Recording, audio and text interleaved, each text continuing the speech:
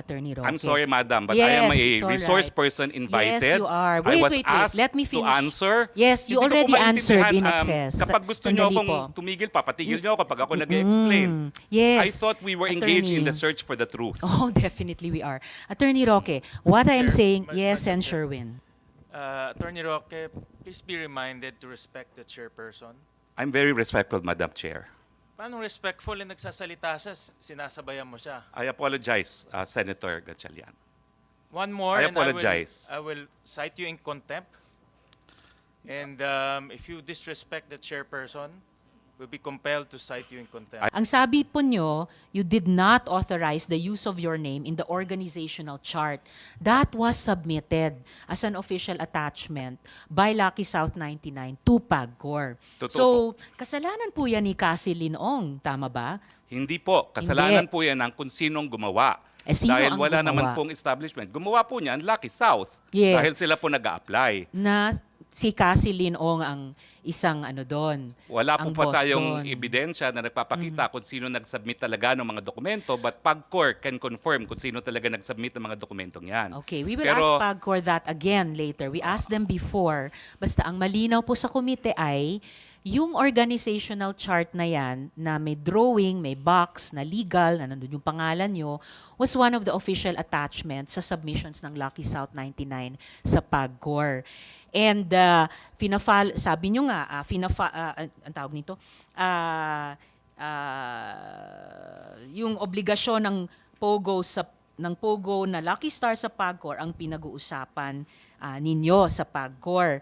So, due diligence, bilang abogado, dun sa mga diskusyong iyon, alam nyo kung ano yung mga dokumentong sinumite, alam nyo yung mga official attachments na nakalagay doon. Did you confront Cassie Linong about this? Or kinasuhan nyo ba siya na kung bakit nandun yung pangalan nyo sa organizational chart? Madam, nagagalit po kayo dahil sinasabi nyo, binibigay ko ng mga salita ang inyong bibig. Pero right now, Hindi you naman already ako assume... nagagalit. Sinasabi ko lang wag niyong gawin Oo, yun. pero ngayon po, sinabi nyo, you again insinuated that I had anything to do with the document. Ayan nga po ang sinasabi ko.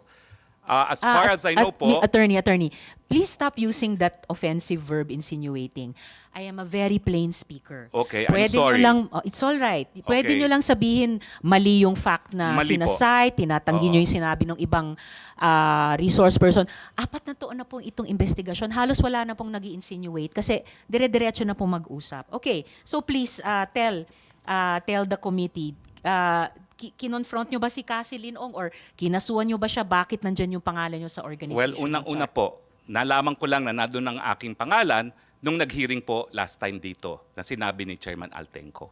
Pero bilang abogado and naging professor ng constitutional law, I'm familiar with the rules of the Senate. And the Senate says that in proving facts, the rules of court apply in the suppletory character. I don't need to argue with you about Opo, that, attorney. pero But you ang don't need sinasabi to, ko lang excuse po- me, sandali po. You don't need to tell the committee what the rules of the Senate Well, are. I'm just Please citing just po. answer our question. You don't My need to answer cite, po it's not is necessary. that document is only evidence of its existence. Pero para patunayan po yung katotohanan na nakalasaad sa dokumentong yan, dapat meron pong testigo na nakakita ng ginawa yung dokumentong yan, o di naman kaya testigo ng gumawa ng dokumentong yan, o di naman kaya yung testigo na pumirma ng dokumentong yan. Actually, Pag as wala I po said yan, earlier, excuse hindi me, po excuse siya me. po No, pwede. excuse Ma'am, me. excuse me No, kasi... no, excuse me, Attorney Roque. I'm sorry, madam, but I am Yes, a it's all resource right. person invited. Yes, you are. I Wait, was wait. asked Let me to finish. answer. Yes, you Hindi ko po already answered in maintindihan, excess. Kapag gusto niyo Sandali akong po. tumigil, papatigil niyo ako kapag ako nag-explain. Yes. I thought we were engaged in the Attorney. search for the truth. Oh, definitely we are. Attorney Roque, what I am Chair, saying, Madam yes, and Chair. Sherwin. Attorney Roque, please be reminded to respect the chairperson. I'm very respectful, Madam Chair.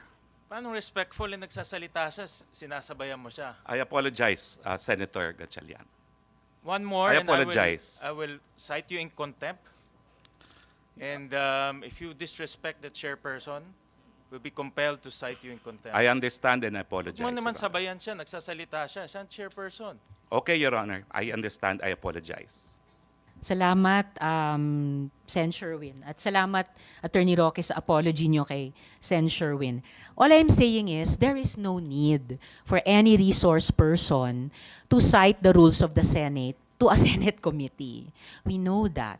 So please just answer the questions which are being asked of each resource person at length with an embarrassment of time para masagot nyo yung mga tanong. But please stick to the topics and do not lecture a Senate committee about the rules of the Senate committee. We know that.